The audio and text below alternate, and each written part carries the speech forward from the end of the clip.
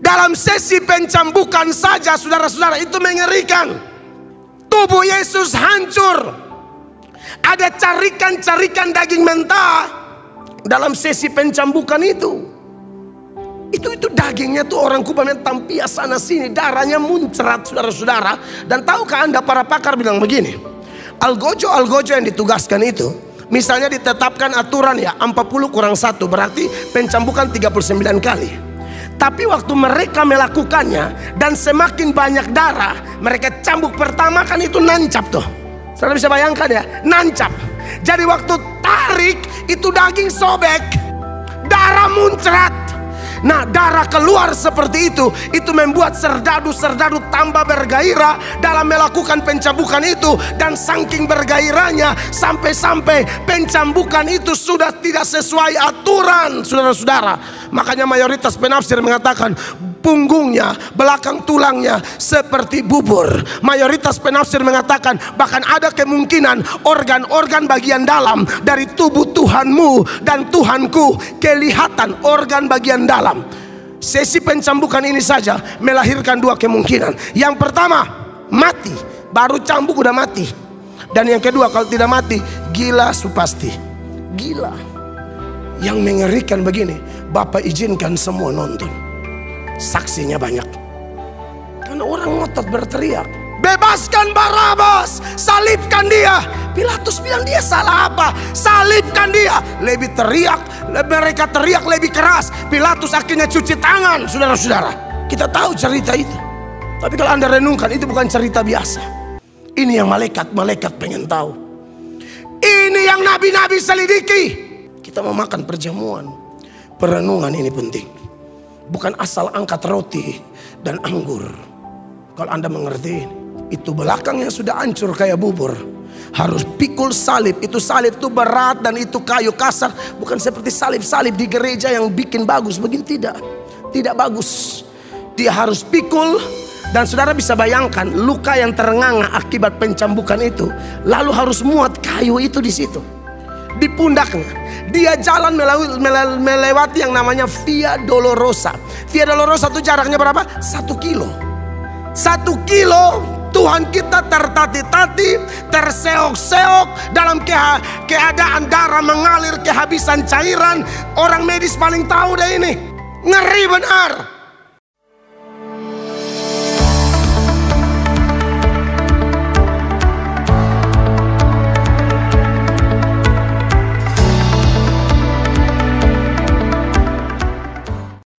1 Petrus 1 ayat 9 sampai ayat 12 kita baca bergantian. Saya lebih dahulu, karena kamu telah mencapai tujuan imanmu, yaitu keselamatan jiwamu. 10 Bapak Ibu. Keselamatan itulah yang diselidiki dan diteliti oleh nabi-nabi yang telah bernubuat tentang kasih karunia yang diuntukkan bagimu. Dan mereka meneliti saat yang mana dan yang bagaimana yang dimaksudkan oleh Roh Kristus yang ada di dalam mereka, yaitu roh yang sebelumnya memberi kesaksian tentang segala penderitaan yang akan menimpa Kristus dan tentang segala kemuliaan yang menyusul sesudah itu. 12:23, kepada mereka telah dinyatakan bahwa mereka bukan melayani diri mereka sendiri, tetapi melayani kamu dengan segala sesuatu yang telah diberitakan sekarang kepada kamu dengan perantaraan mereka yang oleh Roh Kudus yang diutus dari sorga menyampaikan berita Injil kepada kamu, yaitu hal-hal yang ingin diketahui oleh malaikat-malaikat. Tepuk tangan untuk firman Tuhan Yesus. Bapak Ibu jemaat, kita masih ada dalam seri khotbah orang Kristen lebih beruntung dari para nabi dan para malaikat. Khotbah di bawah topik ini sudah berlangsung selama 3 minggu, di mana nats lengkapnya sebenarnya itu mulai dari 1 Petrus pasal 1 ayat 3 sampai ayat 12. Tapi hari ini kita mulai dari ayat 9, di mana ayat 9-nya berbunyi, saudara-saudara, karena kamu telah mencapai tujuan imanmu, yaitu keselamatan jiwamu. Kalau orang bertanya apa tujuan iman orang Kristen, bukan kesembuhan jasmani. Apa tujuan iman orang Kristen, bukan doa supaya yang belum menikah menjadi menikah. Bukan itu tujuan utama. Apa tujuan utama? Bukan dalam kondisi bangkrut lalu cari Tuhan dan hanya fokus kepada ekonomi dipulihkan. Bangkrut menjadi pulih, menjadi normal lagi. Bukan itu tujuannya. Tujuan iman Kristen utamanya adalah keselamatan jiwa. Yang lain-lain itu juga baik, juga perlu, tapi bukan tujuan utama. Ya. Kalau hanya kesembuhan, mujizat, nabi-nabi tidak perlu selidiki itu. Nabi-nabi lebih luar biasa. Elia doa orang mati bangkit, Elisa doa orang mati bangkit, Musa belah lautan dan lain sebagainya. Jadi jelas bahwa kalau hanya bicara seputaran kesembuhan, mujizat atau perkara-perkara spektakuler, maka tidak repot-repot nabi-nabi teliti, selidiki, tidak perlu. Tapi ketika Petrus bicara tentang tujuan utama iman kita, yaitu keselamatan jiwa kita, nah buat nabi-nabi ini luar biasa nih. Makanya mereka teliti. Ayat 10 bilang apa? Keselamatan itulah yang diselidiki dan diteliti oleh nabi-nabi yang telah bernubuat tentang kasih karunia yang diuntukkan bagimu. Keselamatan yang merupakan tujuan utama yang dibahas di ayat 9 itu, ya, yang kemudian di ayat 10 ditekankan lagi, keselamatan itulah yang diselidiki dan diteliti oleh nabi-nabi. Yang telah dipakai Tuhan menulis tentang keselamatan itu, tapi mereka tidak memahami sepenuhnya. Maka perlu ada penyelidikan dan penelitian. Sekali lagi ya, ini hanya mau mengantar kita supaya gereja Tuhan di zaman ini menuju akhir zaman nanti, kita harus teladani ini. Bahkan topik ini saja begitu luar biasa sampai nabi-nabi teliti. Kalau hanya mujizat apa segala macam, saya tidak anti mujizat, kita percaya mujizat masih ada, tapi tolong datang gereja itu bukan tujuan utama. Gampanglah itu. Tuhan bisa kerjakan itu semudah membalik telapak tangan bagi pandangan Allah, bagi Allah yang Maha Kuasa itu kecil sekali. Tapi untuk keselamatan itu bukan perkara kecil. Pengorbanannya gila-gilaan, saudara-saudara. Itu bukan perkara kecil. Kalau hanya bikin 5 roti 2 ikan, dia tanya ada makan apa di situ? Ini orang banyak sekali nih. Saya kasihan sekali lihat mereka lapar. Ada bawa apa di situ? Lalu mereka periksa-periksa, tidak ada. Tapi ada anak kecil satu datang.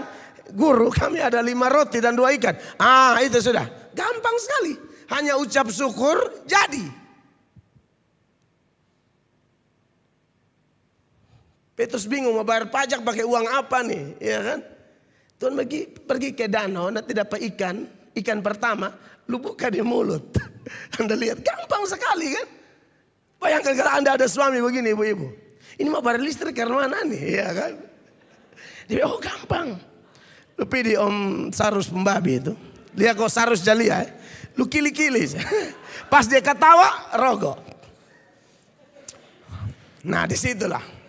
Baru Om Sarus datang. Saudara, kecil banget kalau hanya urusan-urusan begituan. Makanya kalau ada gereja hari-hari ini kejar mujizat, kejar penglihatan, kejar perkara-perkara yang bukan tujuan utama. Saya pikir kita harus kembali kepada yang Tuhan mau. Cari yang utama, persoalkan yang utama. Yaitu keselamatan jiwa. Amin, kekasih Tuhan. Yang di dalamnya adalah pengorbanan Kristus. Penderitaannya, kesengsaraannya, kematiannya, dan kebangkitannya. Itu kan inti Injil.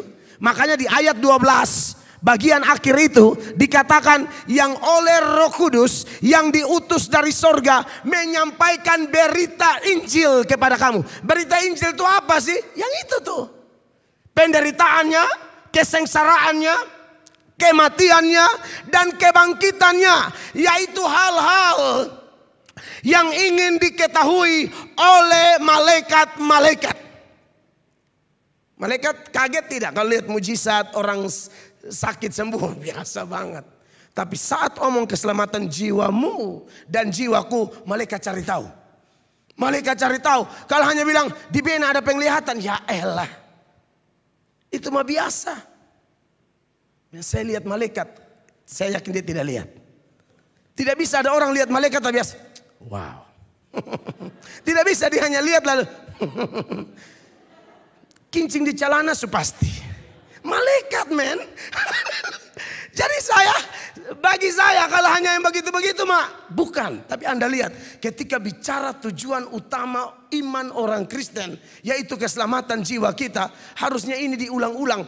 Ini yang oleh pendeta-pendeta dikotbahkan di mana-mana.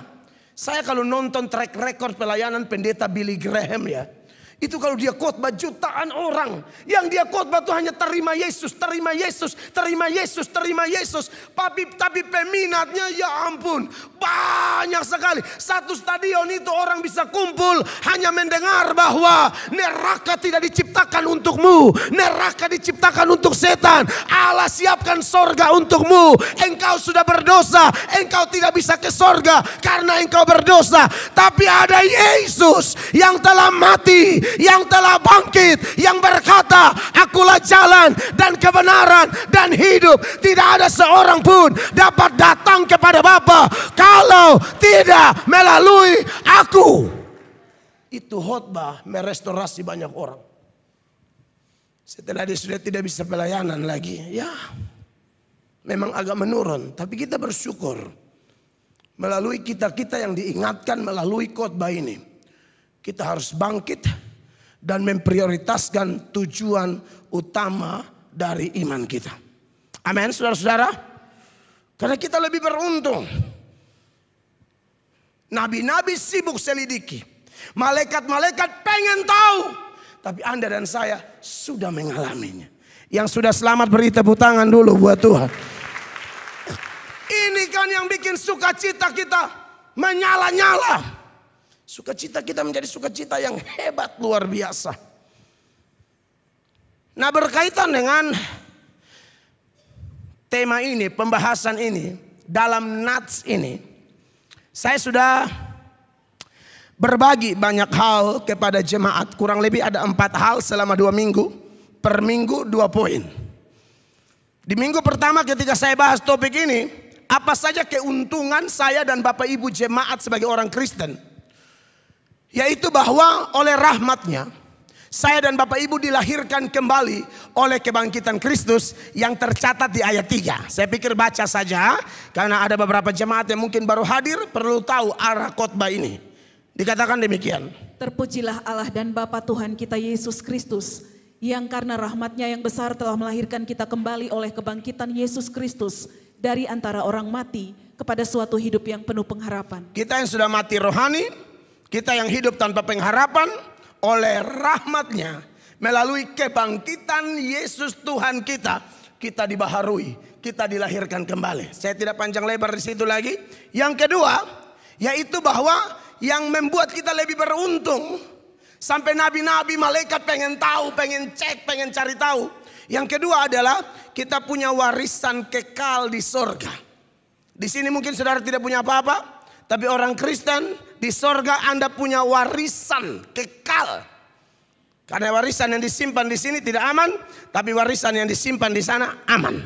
4. Untuk menerima suatu bagian yang tidak dapat binasa, yang tidak dapat cemar dan yang tidak dapat layu, yang tersimpan di sorga bagi kamu. Iya, kalau mau nonton lagi di rumah pengen cari tahu, kalau lihat di channel saya, lihat 1 minggu yang lalu persis. Di sana khotbah-khotbahnya ada. Ya, saya tidak bisa ulang lagi di sini.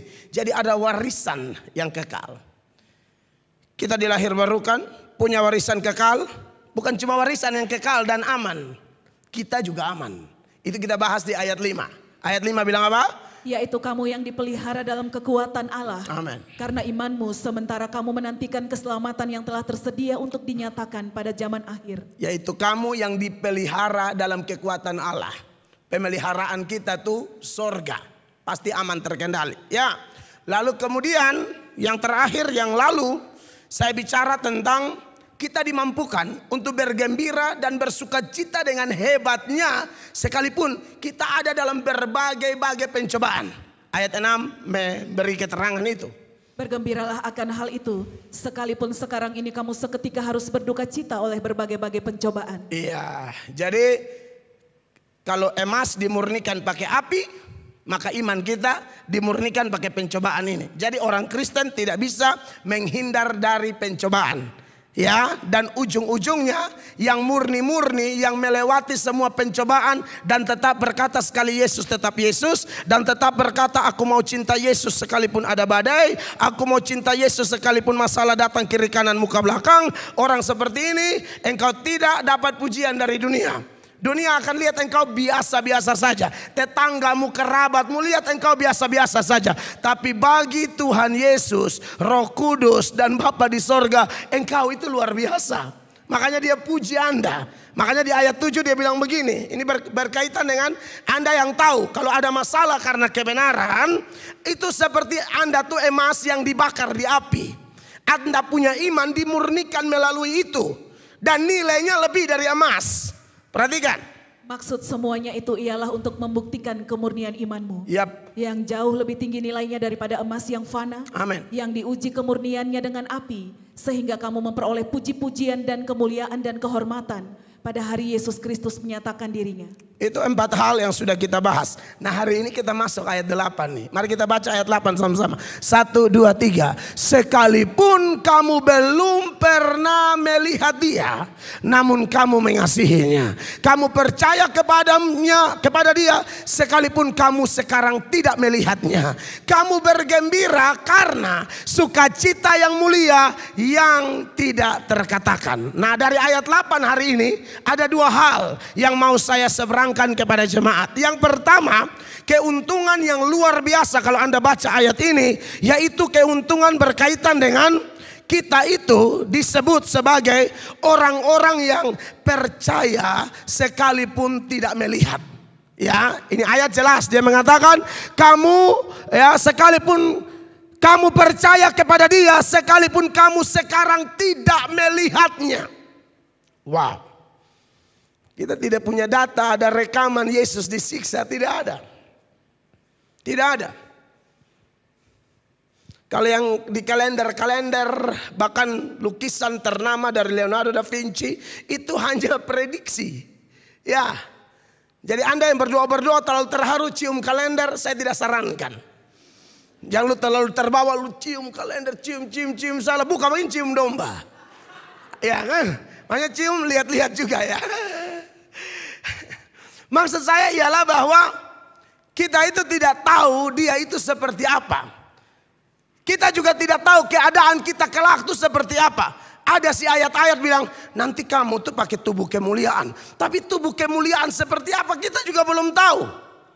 Tapi itulah pentingnya poin ini. Percaya sekalipun tidak melihat. Amin. Kita hanya dengar khotbah bilang ada sorga. Sorga itu seperti apa? Tidak tahu. Banyak sih kesaksian-kesaksian di YouTube.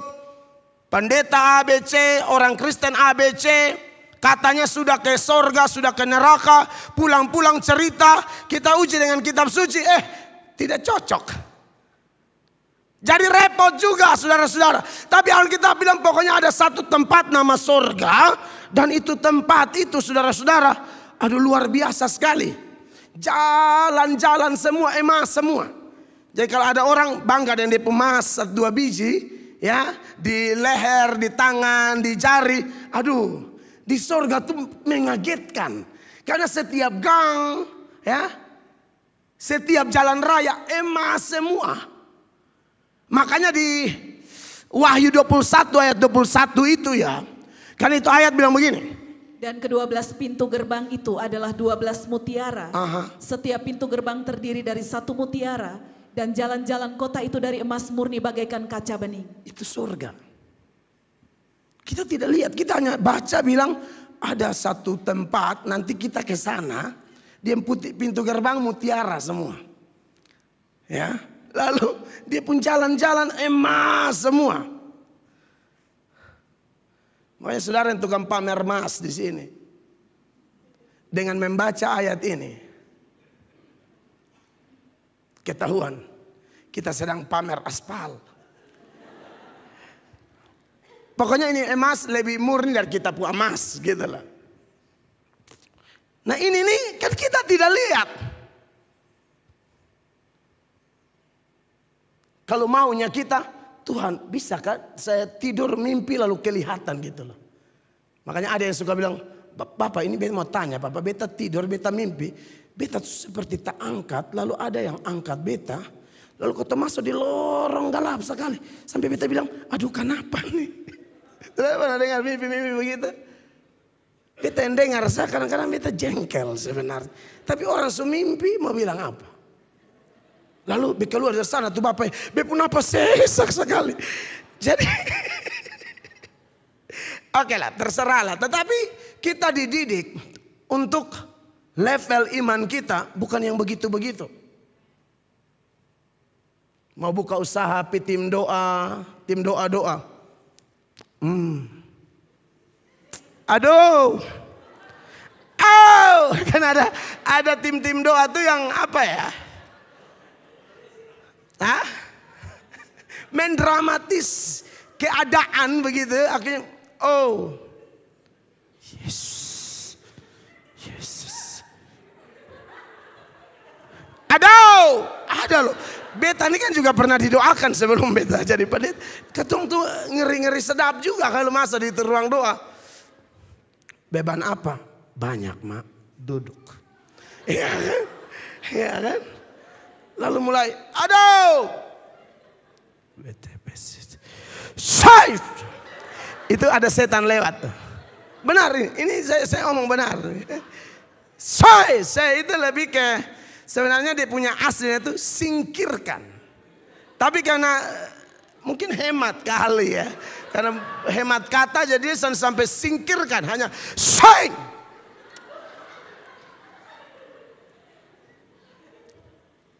Kadang-kadang mereka hancurkan tapi juga tidak full katanya. Hanya handshake. Itu artinya benar-benar. Ini beta kasih tahu. Supaya Anda yang tiba-tiba, ya saya juga tidak marah dong orang dukung Anda dalam doa. Tiba-tiba Anda jangan kaget, Anda bilang, makan apa? Lu diam, itu dia pun cara usir setan. Lu jangan makan apa, jangan. Ya ini saya sudah buka semua di sini. Hancurkan tuh hanya hancur. Nah kan kita ngeri sendiri kan. Lalu saudara mendapat penglihatan ini Anda kuat. Menurut saya, yang lebih kuat menurut hati Tuhan, tak usah tanya siapa-siapa. Sepanjang itu ditulis di Alkitab. Imanmu bertumbuh dari situ. Ini iman yang kelas, iman yang bagus, iman yang terpuji dalam pandangan Tuhanmu dan Tuhanku. Saudara-saudara yang diberkati oleh Tuhan Yesus. Inti Injil yang menyelamatkan jiwa kita adalah kematian dan kebangkitannya. Amin. Nah bicara tentang kematian dan kebangkitannya memang ada yang unik di situ. Aneh begitu, tidak cocok dengan mau saya dan saudara. Kebanyakan kita tidak cocok dengan Tuhan punya cara kerja. Yang saya maksudkan begini. Aneh ya. Tuhan itu untuk hal-hal yang menyedihkan, hal-hal yang memalukan, berkaitan dengan apa yang dialami oleh anaknya. Padahal Yohanes 3 ayat 16 memberi informasi kepada kita bahwa anak yang paling dikasihi oleh Bapa itu ya Tuhan Yesus. Makanya dia berkata karena begitu besar kasih Allah akan dunia ini sehingga ia telah mengurniakan anaknya yang tunggal dan seterusnya. Selesai dia dibaptis oleh Yohanes Pembaptis, ada roh turun dalam rupa burung merpati, ada langit terbuka dan ada suara Bapa bilang apa? Inilah anakku yang kukasihi, kepadanya lah aku berkenan.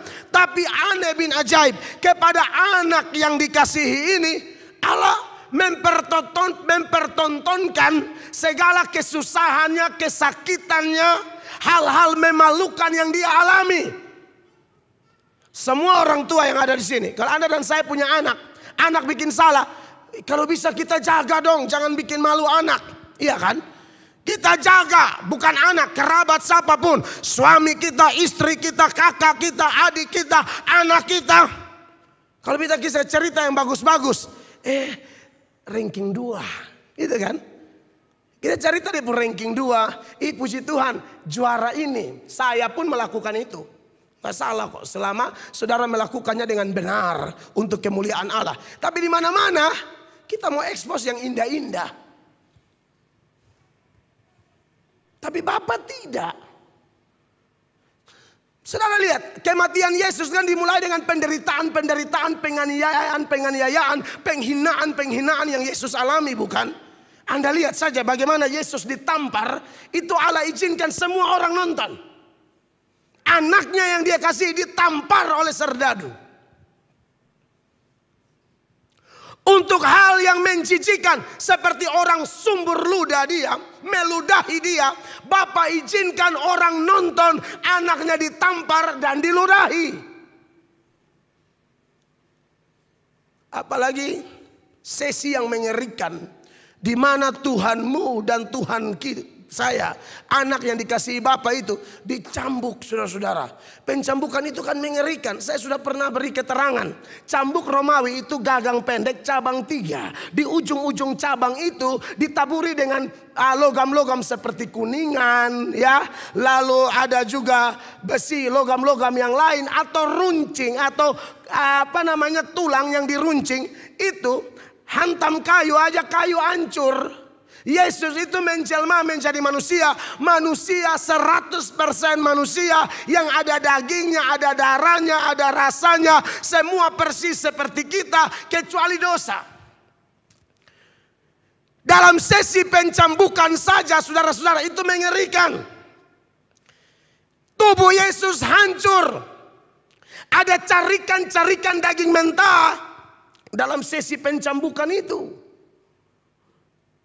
Itu dagingnya tuh orang Kupamen tampia sana sini, darahnya muncrat saudara-saudara. Dan tahukah Anda para pakar bilang begini, algojo yang ditugaskan itu, misalnya ditetapkan aturan ya 40 kurang 1 berarti pencambukan 39 kali.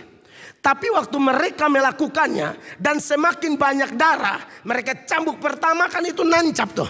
Saudara bisa bayangkan ya, nancap. Jadi waktu tarik itu daging sobek. Darah muncrat. Nah, darah keluar seperti itu membuat serdadu-serdadu tambah bergairah dalam melakukan pencambukan itu. Dan saking bergairahnya sampai-sampai pencambukan itu sudah tidak sesuai aturan, saudara-saudara. Makanya mayoritas penafsir mengatakan punggungnya, belakang tulangnya seperti bubur. Mayoritas penafsir mengatakan bahkan ada kemungkinan organ-organ bagian dalam dari tubuh Tuhanmu dan Tuhanku kelihatan organ bagian dalam. Sesi pencambukan ini saja melahirkan 2 kemungkinan. Yang pertama, mati. Baru cambuk udah mati. Dan yang kedua, kalau tidak mati, gila supasti. Gila. Yang mengerikan begini, Bapak izinkan semua nonton. Saksinya banyak. Karena orang ngotot berteriak, bebaskan Barabas, salibkan dia. Pilatus bilang dia salah apa? Salibkan dia. Lebih teriak, mereka teriak lebih keras. Pilatus akhirnya cuci tangan, saudara-saudara. Kita tahu cerita itu. Tapi kalau Anda renungkan, itu bukan cerita biasa. Ini yang malaikat pengen tahu. Ini yang nabi-nabi selidiki. Kita mau makan perjamuan. Perenungan ini penting. Bukan asal angkat roti dan anggur. Kalau Anda mengerti ini. Itu belakangnya sudah hancur kayak bubur. Harus pikul salib. Itu salib itu berat dan itu kayu kasar. Bukan seperti salib-salib di gereja yang bikin bagus. Begini tidak. Tidak bagus. Dia harus pikul. Dan saudara bisa bayangkan luka yang terenganga akibat pencambukan itu. Lalu harus muat kayu itu di situ. Di pundaknya. Dia jalan melewati yang namanya Via Dolorosa. Via Dolorosa itu jaraknya berapa? 1 kilometer. 1 kilo Tuhan kita tertati-tati, terseok-seok dalam keadaan darah mengalir, kehabisan cairan. Orang medis paling tahu deh ini. Ngeri benar. Tapi Bapak izinkan satu Israel nonton waktu itu. Yerusalem nonton. Sementara dia berdarah-berdarah begitu. Sumber ludah tetap jalan. Makian tetap jalan. Hinaan tetap jalan. Cemooh tetap jalan. Bapa izinkan semua lihat. Itu kayu geser sedikit saja waktu dia sakitnya minta ampun. Saudara pernah jatuh luka, orang sentuhannya sama jari begini. Saudara, bagaimana kayu berat taruh di luka hancur-hancur itu. Via Dolorosa, jalan 1 kilo untuk tujuan ada 2. Yang pertama, memberi efek jerah karena Yesus dianggap bersalah dan terkutuk segala macam. Segala tuduhan-tuduhan palsu diberikan kepada dia. Dan mayoritas orang-orang sesat itu percaya kepada fitnah-fitnah itu. Maka Yesus dianggap benar-benar penjahat.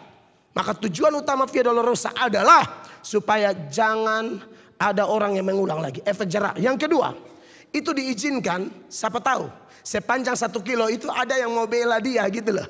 Yang pernah rasa mujizatnya, yang pernah rasa pertolongannya, keluarganya mati dibangkitkan, sakit disembuhkan, buta.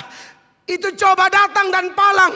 Aku kenal dia, dia orang baik. Ternyata Alkitab mencatat sepanjang 1 kilo itu tidak ada yang bela dia. Padahal dia bela mereka. Padahal dia tolong mereka. Bapa izinkan semua orang lihat. Belum lagi disalib. Salib itu kelihatannya ini kan vertikalnya ya. Horizontalnya. Jadi horizontalnya tuh ada penafsiran di bagian depan. Jadi waktu tangannya dan kaki tangan dipaku itu ditarik sedemikian rupa ke belakang. Sampai ini rongga dada tertarik. Hanya untuk paku. Jadi Anda jangan pikir ini makan perjamuan enak-enak. Renungkan. Pikir. Ini yang ingin diketahui para malaikat.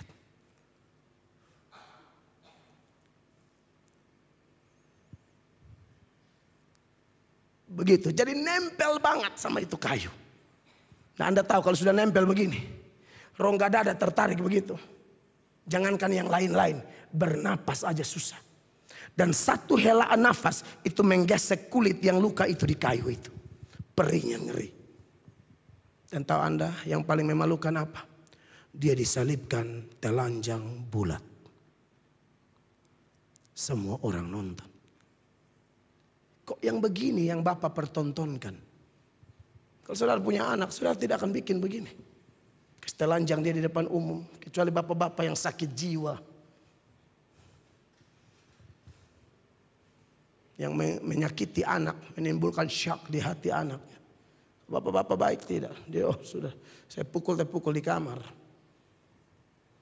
Cubit-cubit di kamar, hajar di kamar. Bapak Ibu jemaat, bisakah Anda pikirkan itu? Bagian dia bangkit, kan bangkit ini sudah pulih semua tuh. Itu luka-luka kering, bekas paku masih ada sebagai bukti bahwa memang itu tubuh-tubuh asli. Tapi itu semua bersih tuh. Dia bangkit itu dengan tubuh kemuliaan. Aduh, saya tidak bisa bayangkan betapa tampannya Tuhan Yesus. Handsome, paling handsome di dunia. Tapi itu Bapak tidak kasih tunjuk ke semua. Kalau ikut otak kita ya, kita mau apa? Pas bangkit begitu tuh langsung muncul di Herodes kamar. Biar dia tahu. Iya kan? Ini kan yang kita mau kan? Baru bilang Salom Ode. Ode ini Herodes loh. Salom Ode. Saudara bisa bayangkan itu dia belum pasang ring juga yakin jantung stop. Mati. Muncul di Pilatus kamar. Kali murid-murid kan salam sejahtera bagimu. Hah? Di Pilatus woi. Atau yang lain. Maunya kita begitu. Lu tuh yang cuci tangan tuh. Lu tahu saya tidak salah. Kenapa kau tidak berjuang? Atau muncul itu imam-imam provokator itu. Kasih muncul biar mereka rasa. Itu Sanhedrin, mahkamah agama. Biar mereka rasa. Atau melayang-layang di tengah-tengah bait Allah situ, ya, di hari ibadah, hari Sabat manusia ada pol. Ya toh ini kan pikiran kita kan. Tuhan bisa kan melayang situ berbateria. Woi! Kalian toh yang bilang bebaskan Barabas, salibkan saya toh. Kalian sudah lihat saya ini siapa? Itu Yesus tidak lakukan. Yesus hanya tunjukkan kepada orang-orang yang waktu itu sangat kesulitan, dianggap kelompok sesat. Jadi pemberitaan mereka saja sulit dipercaya, yaitu Petrus dan kawan-kawan. Total kurang lebih ada 500 orang lebih dalam 1 Korintus 15 ayat 6 itu ya. Perhatikan. Sesudah itu, ia menampakkan diri kepada lebih dari 500 saudara sekaligus.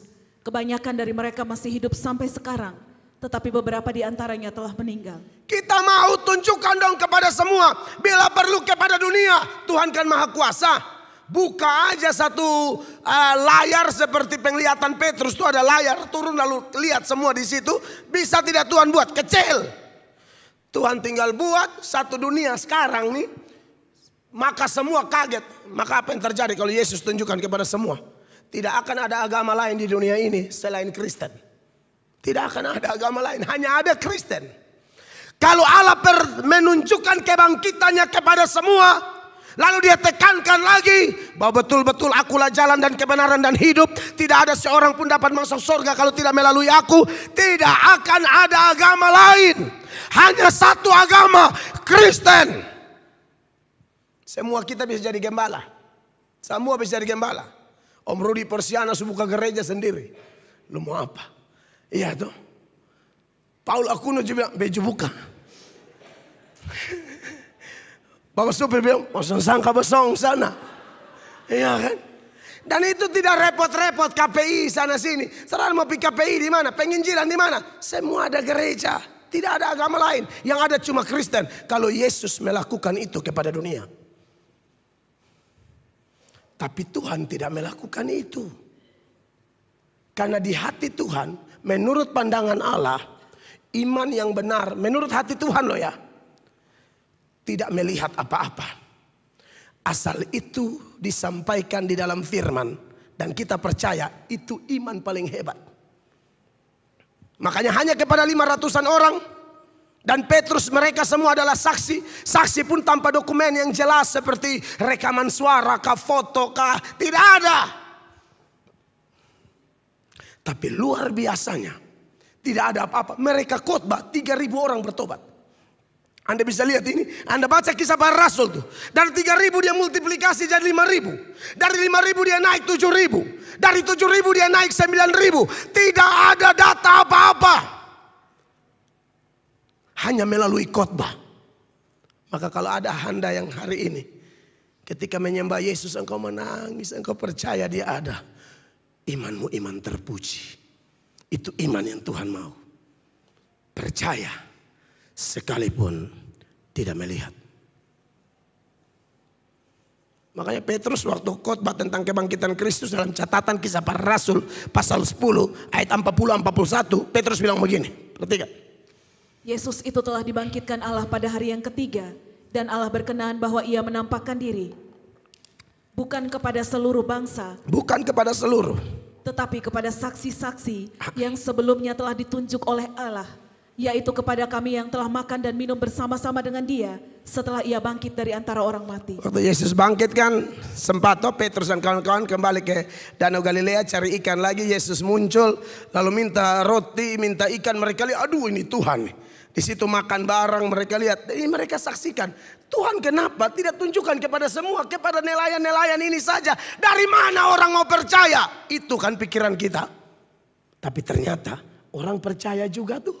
Sampai hari ini pemeluk agama terbanyak tetap Kristen. Percaya dari mana? Apakah kita lihat? Tidak. Pemberitaan turun-temurun sampai hari ini. Makanya orang jenis ini ada dalam doa Yesus. Ketika Yesus berdoa di dalam Yohanes 17 ayatnya yang ke-20. Supaya kita bersatu dalam doa Yesus itu dia bilang begini. Dan bukan untuk mereka ini saja aku berdoa. Mereka ini saja itu maksudnya rasul-rasul. Tetapi juga untuk orang-orang yang percaya kepadaku oleh pemberitaan mereka. Orang-orang yang setelah itu Petrus teman-teman khotbah sampai di zaman kita ini. Kita percaya ini gara-gara apa? Dengar firman. Kita percaya ini gara-gara apa? Dari kecil-kecil biar kita nakal-nakal kapal-kapal batu.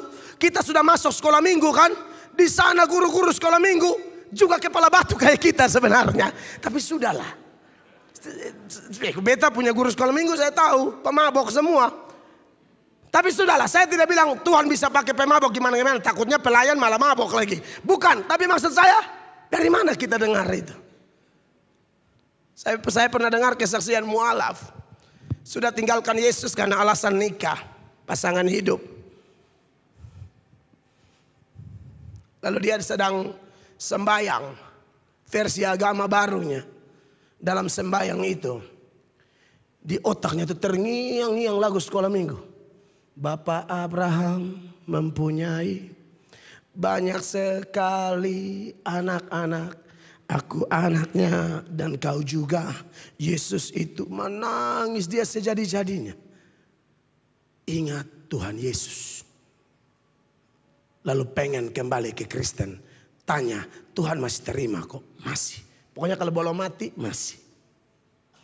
Lebih belum mati, kembali. Tuhan terima kok. Tidak, Tuhan tidak ada itu.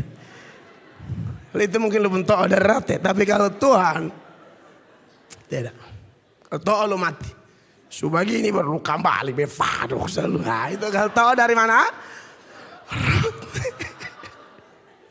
Jadi dulu foto ajar selalu lagu kidung jemaat dan segala variasi musik. Lu beta. Dan sekarang baru bilang mau kembali. Bapa di sorga tidak seperti To'o itu. Bungsu pulang bapak ada mengomel. Begini baru kembali. Tidak ada. Dia peluk, ganti baju lama dan baju baru. Pasang cincin, pasang kas. That's it. Selesai. Amin Bapak Ibu terkasih. Saudara, jadi kita ini bertobat semua dari pemberitaan. Ini yang Bapak mau. Ini iman yang asli. Sama-sama Yohanes 17, Roma 17, Roma 10 ayat 17, 1, 2, 3. Jadi iman timbul dari pendengaran dan pendengaran oleh firman Kristus. Siapa berseru akan selamat? Bagaimana bisa berseru kalau tidak percaya? Bagaimana bisa percaya kalau tidak mendengar? Bagaimana bisa mendengar kalau tidak ada yang memberitakan? Bagaimana orang bisa memberitakan kalau dia tidak diutus? Disitulah iman bertumbuh. Amin, kekasih Tuhan. Kita tidak lihat apa-apa, tapi kita percaya. Nah, saudara-saudara, berkaitan dengan iman ini yang dipersoalkan, iman yang tidak kelihatan. Dan ini sesuai dengan definisi iman kan. Di Ibrani 11 ayat 1 itu. Itu ayat bilang apa? Iman adalah dasar dari segala sesuatu yang kita harapkan. Dan bukti dari segala sesuatu yang tidak kita lihat. Itu iman. Kalau saya bilang sama jemaat saya punya 2 miliar rupiah. Tanpa saya menunjukkannya. Lalu jemaat berteriak, kami percaya. Nah, itu iman. Itu iman. Saya punya 2M. Itu iman tanpa saya kasih tunjuk. Tapi kalau saya bawa 2M-nya ke sini. Lalu saudara lihat dan saudara bilang, wah betul. Itu bukan percaya. Tahu. Beda. Yang pertama tadi. Tidak melihat tapi percaya. Kalau memang begitu Pak. Tapi bagaimana dengan kasus Thomas? Tuhan Yesus pernah bilang, kamu melihat makanya kamu percaya. Kan kita tahu ya Thomas minta bukti bukan? Thomas minta bukti dan akhirnya Tuhan kasih bukti. Dan alhasil Thomas tersungkur dan mengaku bahwa Yesus adalah Tuhan dan Allah. Dan memang dia benar-benar adalah Tuhan dan Allah. Karena dia tidak marah Thomas saat Thomas menyembah dia dengan sebutan ya Tuhanku dan Allahku. Dalam Yohanes 20 ayat 28. Dimana Thomas bilang begini kepada Tuhan Yesus setelah pemulihan itu. Thomas menjawab dia ya Tuhanku dan Allahku. Iya. Ini benar-benar dia Tuhan dan Allah. Lalu respon Tuhan Yesus begini, saya baca buat saudara ya. Kata Yesus kepadanya, Yesus ngomong ke Thomas, karena engkau telah melihat aku, maka engkau percaya. Tadi Pak Mel bilang, kalau punya 2M, tidak kasih tunjuk tapi percaya itu baru iman. Tapi kalau lihat bukan iman. Tapi Yesus bilang sama Thomas, kamu melihat makanya kamu percaya. Pengertian ayat ini begini. Thomas ini kan sebelumnya sudah diajar sama Petrus teman-teman bahwa aku akan mati dan bangkit. Mereka sudah terima itu pengajaran. Tapi waktu Yesus alami penderitaan, kematian dan seterusnya. Mereka mengalami kegoncangan sehingga mereka lupa ajaran ini. Tapi setelah Yesus kasih tunjuk bukti. Dia ingat kembali itu ajaran-ajaran yang lama. Kepercayaannya sempat goncang itu bangkit kembali. Nah, itu yang dimaksud dengan kamu melihat makanya kamu percaya. Tapi iman yang benar, kalimat selanjutnya, berbahagialah apa? Mereka yang tidak melihat namun percaya. Kita beda dengan Thomas. Yesus tidak munculkan diri kepada saya dan saudara.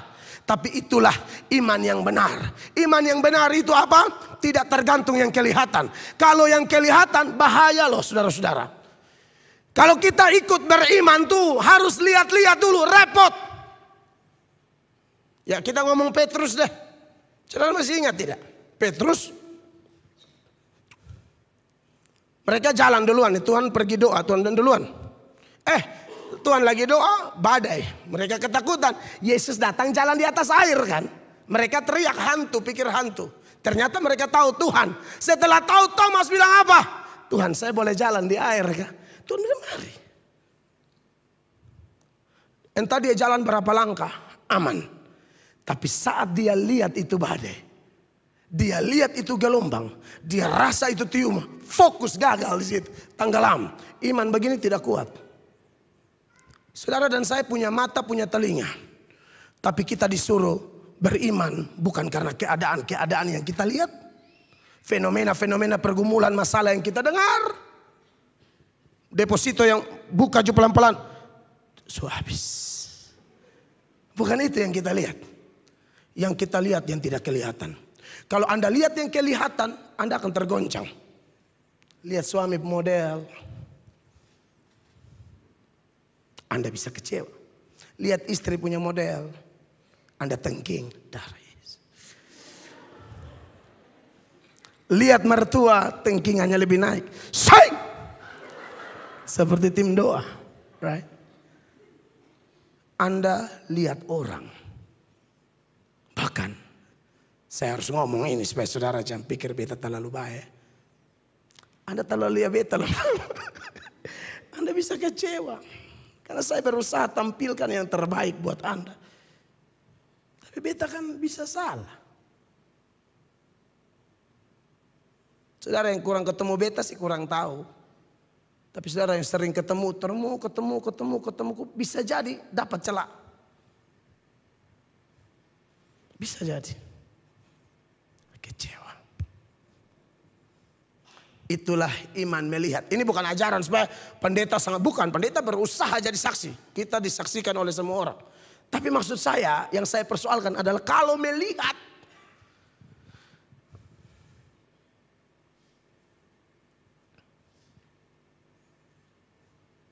Kadang-kadang kita goncang, gampang tawar hati.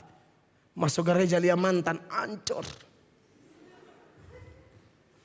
Mantan sudah datang dia yang baru. Yesus, fokuskan hamba kepada kerajaan-Mu. Jalan setutup mata saat aku juga dengar rubuh, lari naik kursi. Buka saja, tapi maksudnya ini iman, bukan lu suruh lu tutup mata, bukan. Buka, lihat dan tegur. Salam kak. Gini, agak lama. Tapi saya tutup dulu. Salam.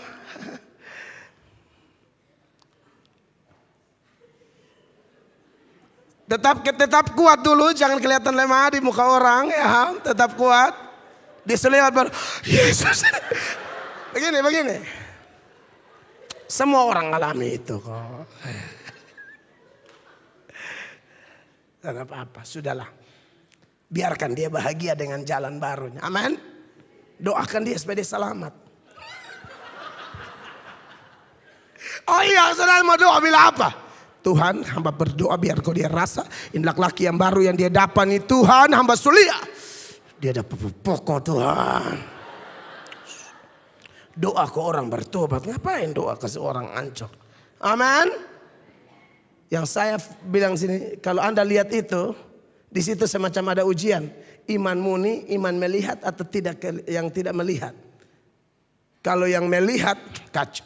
Bisa tawar hati. Makanya 2 Korintus 6 ayat 14, itu ayat bilang begini. Janganlah kamu merupakan pasangan yang tidak. 2 Korintus 4 ayat 16 maksud saya. Sebab itu kami tidak tawar hati, tetapi meskipun manusia lahiriah kami semakin merosot, namun manusia batiniah kami dibaharui dari sehari ke sehari. Nah ini juga nih. Saudara kalau lihat, tak usah lihat orang, lihat diri saja. Tambah umur, tambah tua, ya kan? Cek kolesterol juga lebih tinggi, pokoknya satu RT itu memang paling tinggi. Ini bisa melemahkan iman. Iya toh? Cek gula di dapur habis, mah di badan ini tinggi sekali. Yang di toples itu pindah darah semua. Ya? Saudara, tidak ada orang tambah tua tambah cantik. Buat yang hobi fitness, satu. Gini, saudara tetap. Tapi percaya deh, percaya. Pernah lihat orang, kemarin saya punya teman Pak Robi kirim saya satu rekan pendeta. Saya tidak sebut nama. Itu lagi nge-gym loh. Betul ya Pak Robi ya? Lagi nge-gym, jatuh Pak. Pendeta, teman saya sedih sekali. Karena dari pendeta ini saya belajar banyak hal. Beliau jatuh, nge-gym. Adalah artis-artis yang mati di tanpa fitness. Lagi main futsal, belum isi gol, Tuhan supangi. Made is dead, right? Dead is maten. Maten is die. Saudara, olahraga. Tetap olahraga, tapi jangan pikir saudara olahraga bisa membuat ini ayat batal. Kau pikir kau olahraga lalu kau pun merosot tidak terjadi? Tetap terjadi dong. Lihat akte, lihat kalender. Kan induannya menentukan umur kan. Akte, kalender. Akte, kalender. Wah sudah 50 lebih. Sedangkan orang di Indonesia tuh mati rata-rata 60. Lai 10 be habis. Maksudnya su bikin apa? Su buat apa? Yang sisa 10 nih ngapain? Masih duduk di deker tanganga, masih main catur, maka jalan kuda saya pikir 2 jam. Baru sambil bahas politik lah. In tahun lu sapa, oh Ganjar kok Prabowo. Beta kayak Anies. Contoh nih, ini contoh. Satu bisa mau Anies, be Ganjar sah. Anies, Ganjar, Prabowo tidak kenal mereka. Tapi udah omong lebar dong tahu, deka sekali. Ketemu Pak Gup aja jarang.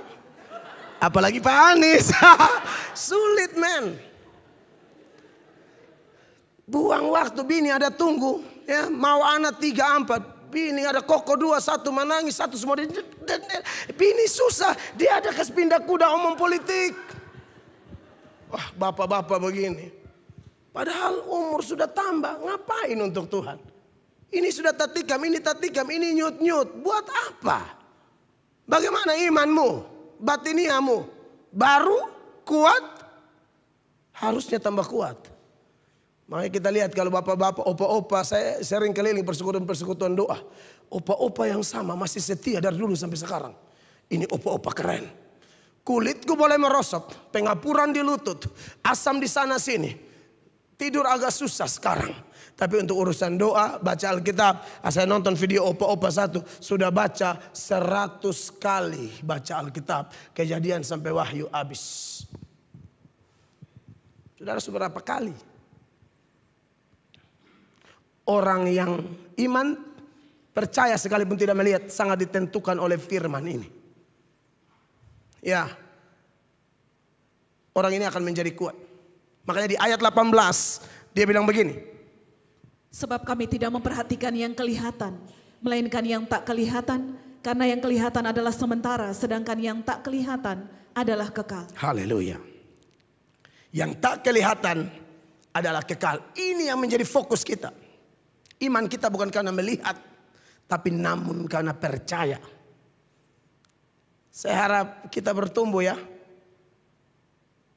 Bicara iman ini yang percaya sekalipun tidak melihat. Dari sisi Tuhan sudah pasti kalau kita bisa beriman karena Tuhan. Amin. Kita percaya. Anda hari-hari ini bisa percaya. Alkitab bilang sebelum dunia dijadikan ada berkat-berkat rohani yang Allah sudah berikan kepada saya dan saudara. Yaitu kita ditentukan oleh untuk selamat. Kita bisa percaya Yesus mengalami darahnya yang mengampuni itu. Kita memang dipilih. Baca deh. Efesus 1 itu mulai ayat 3. Ayat 3 bilang apa di sana? Terpujilah Allah dan Bapa Tuhan kita Yesus Kristus. Amin. Yang dalam Kristus telah mengaruniakan kepada kita segala berkat rohani di dalam sorga. Dalam Kristus telah mengaruniakan segala berkat rohani, bukan berkat jasmani ya. Rohani yang dipersoalkan di sini. Jasmani juga dari Allah, tapi khusus ayat ini sedang bicara yang rohani. Segala berkat rohani dicurahkan kepada kita. Itu berkat yang model apa? Ini berkat yang tidak ada limitnya. Kalau berkat jasmani, sejak kita lahir kita mulai tahu pakai pakaian, makan bubur sun dan lain sebagainya. Kita mati selesai. Jadi berkat jasmani itu dia punya limit. Start dari lahir, stop di mati. Tapi berkat yang ini gak ada matinya. Ini dari kekal sampai kekal. Tak berawal, tak berakhir. Kenapa? Karena berkaitan dengan keselamatan jiwa kita, yaitu dalam iman kepada Yesus Kristus yang darahnya sudah tercurah bagi saya dan saudara. 4. Sebab di dalam Dia Allah telah memilih kita sebelum dunia dijadikan. Yap. Supaya kita kudus dan tak bercacat di hadapannya. Berkat jasmani tadi start dari mana? Lahir. Ini dunia belum ada, Anda sudah disiapkan. Berkat ini. Ini berkat lebih utama. Ini yang nabi-nabi malaikat juga cari tahu. Ini nih. 5. Dalam kasih Ia telah menentukan kita dari semula oleh Yesus Kristus untuk menjadi anak-anaknya sesuai dengan kerelaan kehendak-Nya. Dalam kasih Ia menentukan kita dari semula oleh Yesus Kristus untuk menjadi anak-anaknya. Maksudnya Anda yang hari ini percaya Yesus sekalipun tidak melihat, itu memang Anda ditentukan dari semula. Orang boleh anggap remeh kita ini itu, tapi Anda yang percaya kalau Anda lihat cermin, Anda lihat ini ayat, Anda bisa bersyukur tidak habis-habis. Saya model begini ditentukan dari semula. Apa buktinya? Saya percaya Yesus sebagai Tuhan dan Juru Selamat, sekalipun saya tidak pernah melihat Dia. 6. Supaya terpujilah kasih karunia-Nya yang mulia. Amin. Yang dikaruniakannya kepada kita di dalam Dia yang dikasihinya. Haleluya. Di dalam Dia, hanya di dalam Yesus. 8 sampai 7. Sebab di dalam Dia dan oleh darah-Nya kita beroleh penebusan, yaitu pengampunan dosa menurut kekayaan kasih karunia-Nya. Ini iman yang benar. Ini istilah di dalam iman namanya saving faith. Iman yang menyelamatkan. Percaya kepada Yesus berkaitan dengan penebusan dosa-dosa kita. Ya, makanya di bagian yang lain di Roma pasal 3 ayat 25 ini iman dalam darahnya. Itu yang membuat kita selamat. Kristus Yesus telah ditentukan Allah menjadi jalan pendamaian karena iman dalam darah-Nya. Iman dalam darahnya. Roma 5 ayat 9. Lebih-lebih karena kita sekarang telah dibenarkan oleh darah-Nya. Amin. Kita pasti akan diselamatkan dari murka Allah. Yang percaya beri tepuk tangan yang meriah. Kita yang sudah dibenarkan oleh darah-Nya. Kenapa kita bisa percaya ini semua? Karena Allah mengaruniakan iman. Itu dari sisi Allah. Tapi dari sisi kita sekali lagi, banyak-banyaklah dengar firman. Orang yang acuh tak acuh, dia tidak punya ini iman secara benar. Percaya sekalipun tidak melihat nih. Hanya orang yang lapar dan haus akan firman. Yang rindu firman. Kalau yang rindu-rindu biasa dia kurang. Karena yang rindu biasa itu prinsipnya begini. Ini beda rindu luar biasa dan rindu biasa. Kalau orang dikaruniakan iman, rindunya bukan biasa. Luar biasa. Bedanya di mana? Rindu biasa punya prinsip begini. Ada firman yang kita dengar, tidak ada, tak usah cari. Rindu luar biasa. Ada kita dengar luar biasa, tidak ada kita cari. Itu rindu. Amin. Seperti rusa yang rindu sungai, seperti tanah kering rindu hujan, kata pemazmur. Ya, saudara lapar langsung cari warung, langsung cari rumah, buka tutup saji. Orang lapar tuh mencari. Saudara haus langsung cari. Lapar dan haus itu cari. Kita bukan rindu biasa, rindu luar biasa. Dan orang kalau rindu luar biasa dalam segala keadaan dia tidak lupa firman Allah. Bandingkan dengan catatan Mazmur 119 mulai ayat 16. Ini contoh orang-orang yang rindu firman. Aku akan bergemar dalam ketetapan-ketetapanmu. Firmanmu tidak akan kulupakan. Aku bergemar. Jadi pakai kata bergemar. Kegemarannya adalah firman. Ya, aku tidak akan melupakan firman-Mu, tidak akan kulupakan dalam segala keadaan. Ku renungkan siang dan malam. Dan di bagian lain Alkitab bilang orang jenis ini akan berbuat tepat pada waktunya, berbuat pada musimnya, diberkati. 24 ayat 24 dari Mazmur 119. Ya, peringatan-peringatanmu menjadi kegemaranku, menjadi penasihat-penasihatku. Karena sering baca firman, lapas dan haus akan firman, dia itu seperti sudah mempunyai penasehat, yaitu firman yang dia gemari itu. Pacaran harus kemana? Sebagai suami dia harus bagaimana? Sebagai istri dia harus bagaimana? Itu penasehat utama.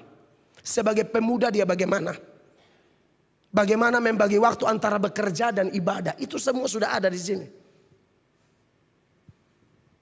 Dia akan mendahulukan kerajaan Allah dan kebenaran. Amin. Jadi orang begini mungkin bisa dia curhat, tapi karena sudah ada penasehat, saya pikir dia curhatnya jarang. Kalau dia curhat pun bukan untuk mau tahu lagi. Dia curhat hanya supaya lega aja. Tapi soal dia mau buat apa, dia sudah tahu. Lompat ayat 40. Sesungguhnya aku rindu kepada titah-titahmu. Ya. Hidupkanlah aku dengan keadilanmu. Dia cari keadilan hanya dari Tuhan. Kalau harap dari manusia, manusia tidak adil. Kadang-kadang pacar tidak adil, suami tidak adil, istri tidak adil, orang tua tidak adil, kerabat tidak adil, pendeta tidak adil. Keadilan yang sejati hanya dari Tuhan. Jadi saudara terus lapar dan haus ya. Bahkan saat orang membenci dia, ya, ada musuh kiri kanan, dia tetap tenang, dia tidak balas jahat dengan jahat. 6970. Perhatikan. Orang yang kurang ajar menodai aku dengan dusta, Ya. tetapi aku dengan segenap hati aku akan memegang titah-titahmu. Karena dia gemar firman, silakan lu omong saya, lu dustai saya, lu tipu saya, lu fitnah saya, lu gosipin saya tetap cari firman. Ini orang luar biasa loh. Anda jangan sepelekan yang namanya rindu firman. Keuntungannya atau manfaatnya banyak banget dalam menjalani keseharianmu sebagai orang yang percaya tapi tidak melihat. Firman itu bukan kata-kata biasa, itu kata-kata yang hidup. Kalau orang tidak dikaruniakan iman, dia melihat apa yang kelihatan, dia akan lari. Tapi orang yang dikaruniakan iman, dia tidak akan melihat seperti itu. Ya, saya bandingkan dengan apa yang dialami oleh Petrus dan kawan-kawan. Banyak orang ikut Tuhan nih. Ikut karena melihat. Melihat apa? Mujizat. Mujizat yang mana? Banyak. Salah satunya 5 roti dan 2 ikan. Tuhan ubah menjadi begitu banyak, sisa 12 bakul. Lalu semua orang karena lihat, ikut. Iman begini tidak kuat. Iman begini tidak kuat. Akhirnya mereka mundur semua. Makanya di Yohanes pasal 6 ayat 65 Tuhan Yesus bilang begini. Lalu ia berkata, sebab itu telah kukatakan kepadamu, tidak ada seorang pun dapat datang kepadaku kalau Bapa tidak mengaruniakannya kepadanya. Iya. Tidak ada orang dapat datang kepadaku kalau Bapa tidak mengaruniakannya. Jadi saudara yang bisa datang itu dikaruniakan. Ada yang datang tapi tidak dikaruniakan, nanti lihat keadaan, khotbah mulai keras, mundur dia. Mundur dia. Punya pergumulan, ikut doa puasa, ikut doa puasa, ikut doa puasa, ikut doa pagi, ikut doa pagi. Kok tidak ada titik terang lah. Mundur dia. Dia lihat sesuatu yang harus kelihatan. Kita tidak begitu. Buktinya apa? Setelah ayat 65 ini, 66 bilang begini. Inilah orang-orang yang beriman karena lihat dan memang mereka tidak dikaruniakan iman yang asli. Mulai dari waktu itu banyak murid-muridnya mengundurkan diri dan tidak lagi mengikut dia. Karena ini semua mundur. Tuhan Yesus itu bukan tipe pemimpin yang bujuk-bujuk orang kalau mundur. Oh, no. Tuhan Yesus tidak begitu. Kan Tuhan Yesus tahu mana dipilih, mana tidak. Dia tes Petrus dan kawan-kawan. Pakai bahasa Kupang. Yang lain sondor tuh bosong sonde. 67. Maka kata Yesus kepada ke-12 muridnya, apakah kamu tidak mau pergi juga? Ini ngeri ini pemimpin. Kalau saya tidak mau omong ini. Seminggu mati, besok omong 1 minggu lalu kok. Minta Pastor Angki edit, beta baca itu. Kan ada pendeta-pendeta yang kalau khotbah, yang tersinggung pintu terbuka tuh mau keluar. Saya dulu pernah omong itu. Sekarang saya tidak mau. Bukan Tuhan Yesus. Kalau beta memilih, beta bilang begini, mau tersinggung, mau apa, duduk diam. Jangan keluar, jangan, beta takut, jangan. Becinta saudara, bukan saudara pengkolete. Serius beta ngomong ini. Jangan keluar. Tapi Yesus melakukan itu. Basong, itu yang lain. Orang Kupang, odar. Ya lain saudara nih masih di sini. Kalau kembangkan son iko sandong. Kan biasa manusia begitu toh. Lihat rame pimana dong di situ. Rame-rame keluar. Petrus beda. Petrus ini sekalipun dia seperti kita, banyak gagalnya, banyak jatuhnya, kita kayak Petrus semua kan mengalami itu. Saya kayak Petrus, saya tidak tahu bapak mama. Beli bapak di sini pernah salah ya. Ada yang menatap dan berkata no. Saya ini banyak salah gitu loh. Tapi sekalipun banyak salah, asal kita orang pilihan yang mau bangkit, kita akan ngomong seperti yang Petrus ngomong. Petrus tahu betapa dahsyatnya firman Allah. Ketika Tuhan bilang tidak ikut mereka, kau tidak pergi tinggalkan saya juga kayak mereka. 6-8 Petrus bilang begini. Jawab Simon Petrus kepadanya, Tuhan, kepada siapakah kami akan pergi? Perkataanmu adalah perkataan yang kekal, perkataan hidup yang kekal. Bagi Petrus, firman Tuhan Yesus bukan biasa-biasa. Itu perkataan hidup, itu perkataan kekal. Di bagian lain, Tuhan Yesus bilang perkataanku itu roh dan hidup. Yohanes 6 ayat 63. Mungkin Petrus di 68 ini ngomong karena Yesus sudah ngomong di 63 ini. Yesus bilang apa? Rohlah yang memberi hidup. Daging sama sekali tidak berguna. Amin. Perkataan-perkataan yang kukatakan kepadamu adalah roh dan hidup. Perkataan-perkataan yang kukatakan kepadamu adalah roh dan hidup.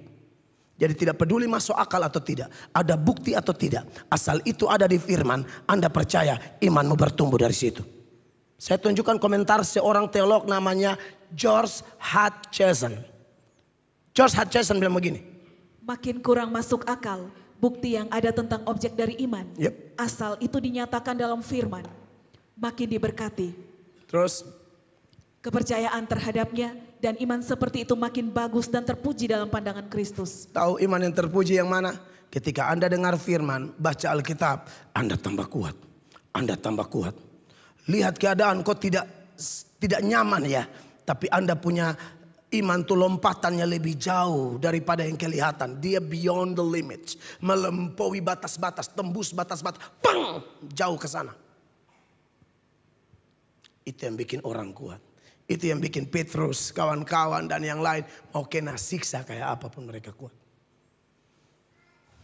Amin Bapak Ibu. Jadi berbahagia saudara yang tidak melihat namun percaya. Imanmu iman terpuji. Imanmu iman diberkati.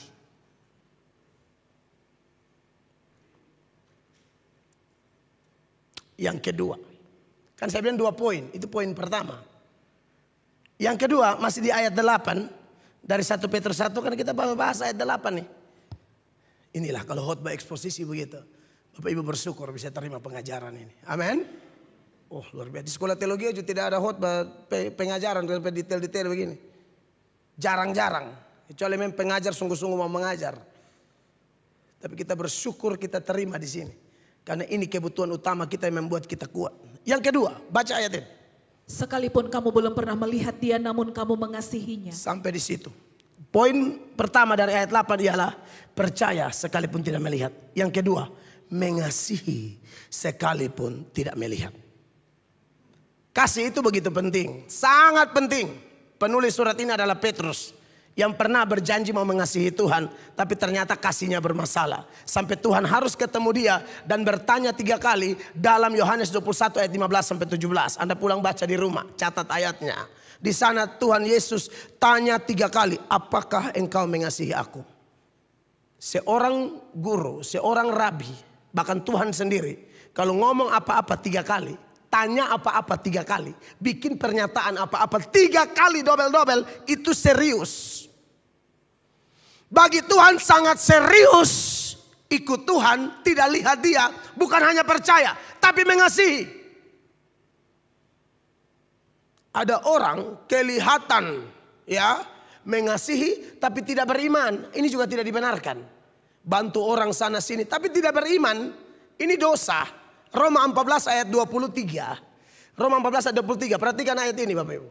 Tetapi barang siapa yang bimbang kalau ia makan, ia telah dihukum. Ya, Karena ia tidak melakukannya berdasarkan iman. betul. Dan segala sesuatu yang tidak berdasarkan iman adalah dosa. Dan segala sesuatu, bagian terakhir, dan segala sesuatu yang tidak berdasarkan iman adalah dosa. Iman di sini adalah percaya kepada Yesus yang mati dan bangkit itu. Kalau Anda tidak melakukan dengan dasar itu, bantu panti asuhan ini itu, tapi tidak dengan menerima dia, dosa. Sebaliknya, kelihatan beriman, bisa bahasa rola, bisa khotbah lah, ya. Dan menurut pandangan manusia punya iman yang sempurna, hebat sekali. Tapi tidak punya kasih, sama aja, tong kosong nyaring bunyinya. Itu seperti yang Paulus gambarkan dalam 1 Korintus 13 ayat 1 dan 2. Sekalipun aku dapat berkata-kata dengan semua bahasa manusia dan bahasa malaikat, tetapi jika aku tidak mempunyai kasih, aku sama dengan gong yang berkumandang dan canang yang gemerincing. Gong dia tuh, pukul gong, tidak ada. Mau iman-iman apa kalau tidak ada kasih? Kelihatan mengasihi tidak ada iman, dosa. Kelihatan beriman tapi tidak mengasihi juga dosa. 2. Sekalipun aku mempunyai karunia untuk bernubuat dan aku mengetahui segala rahasia dan memiliki seluruh pengetahuan. Wah, hebat sekali. Dan sekalipun aku memiliki iman yang sempurna untuk memindahkan gunung. Ya, itu penggambaran Paulus dari sudut pandang manusia ya. Terus? Tetapi jika aku tidak mempunyai kasih, aku sama sekali tidak berguna. Bilang beriman, beriman. Pelitnya minta ampun. Beriman, beriman. Lihat teriakan orang susah diam. Iman apa? Jadi dua-dua ini paket lengkap. Hari ini kita bahas 2 poin kan. Pertama iman, percaya sekalipun tidak melihat. Sekarang mengasihi sekalipun tidak melihat. Amin saudara. Kasih begitu penting kekasih-kekasih Tuhan. Dan berkaitan dengan poin di atas tadi. Iman itu bertumbuh dari mana? Firman, rindu firman. Tahukah Bapak Ibu? Rindu firman tidak bisa dipisahkan dengan tunduk pada firman. Ada orang rindu tapi tidak tunduk. Kita rindu dan harus tunduk. Waktu orang rindu firman dan tunduk kepada firman, itulah orang-orang yang mengasihi Tuhan Yesus. Buktinya apa? Tuhan Yesus pernah ngomong begini dalam Yohanes 14 ayat 15. Sama-sama baca. 1, 2, 3. Jikalau kamu mengasihi aku, kamu akan apa? Menuruti segala perintahku. Orang mengasihi Tuhan bukan jago menyanyi ini itu. Taat firman. Firman yang mana? Yang dia gemari tadi. Yang dia rindu. Yang dia cari. Yang dia baca. Yang dia dengar. Karena dia dituntut mengasihi sekalipun tidak melihat. Maka dia mentaati firman ini. Amin, kekasih Allah. Dan Anda yang sungguh-sungguh mengasihi Tuhan, pasti tidak berat. Tidak ada perintah Tuhan berat. 1 Yohanes 5 ayat 3. Sama-sama baca. 1, 2, 3. Sebab inilah kasih kepada Allah. Yaitu bahwa apa? Kita menuruti perintah-perintahnya. Perintah-perintahnya itu apa Bapak Ibu? Tidak berat. Gereja tidak berat. Ampuni orang tidak berat. Doakan musuh tidak berat. Bantu pelayanan tidak berat. Apalagi bangun pagi saat teduh tidak berat. Kalau memang Anda cinta dia. Sekali lagi, kalau orang beriman karena iman dikaruniakan, kasih pun demikian. Jadi pasti Anda mampu. Kenapa tidak berat? Karena kita tidak mengasihi dengan kekuatan kita. Kita mengasihi dengan kekuatan Allah. 1 Yohanes 4 ayat 19 mengatakan kita mengasihi karena Allah lebih dahulu mengasihi kita. Amin. Kenapa kita bisa mengasihi, bisa melayani? Karena Yesus sudah mati dan bangkit bagi kita. Itu bukti kasih terbesar. Kita sudah selamat, maka tidak ada yang berat. Beda dengan yang belum selamat. Buat apa-apa cari selamat. Cari selamat, justru ini tidak akan selamat. Karena selamat bukan usaha manusia. Itu ajaran sesat. Selamat itu adalah inisiatif Allah. Amin Bapak Ibu. Maka semua kita yang sudah mendapatkan kasih Allah ini pasti mampu mengasihi. Ingat apa yang Paulus katakan ya. Orang percaya Yesus dimeteraikan dengan Roh Kudus. Orang ada Roh Kudus itu ada 9 manifestasi buah roh. Dimulai dari yang namanya agape. Makanya dalam Roma pasal 5 ayat 5 itu ayat bilang begini. Semua habis. Dan pengharapan tidak mengecewakan. Yap. Karena kasih Allah telah dicurahkan di dalam hati kita oleh Roh Kudus yang telah dikaruniakan kepada kita. Karena kasih Allah telah dicurahkan dalam hati kita oleh Roh Kudus yang dikaruniakan kepada kita. Bagi Anda yang alami ini, perintahnya tidak berat. Anda tetap bisa mengasihi dia, mencintai dia. Bahkan Anda percaya gitu loh. Sementara ibadah rumah tangga atau ibadah pertemuan kudus kayak begini, Anda menyembah dia tuh, Anda ingat itu ayat yang dia bilang begini. 2-3 orang kumpul, aku ada. Anda akan rasa dia ada. Saya harap Anda merasakan kehadirannya. Sekalipun Anda tidak melihat dia. Yesus bilang berbahagialah orang yang suci hatinya. Karena mereka akan melihat Allah. Beri tepuk tangan yang meriah bagi Tuhan Yesus. Saya selesai, mari kita berdiri jemaat terkasih.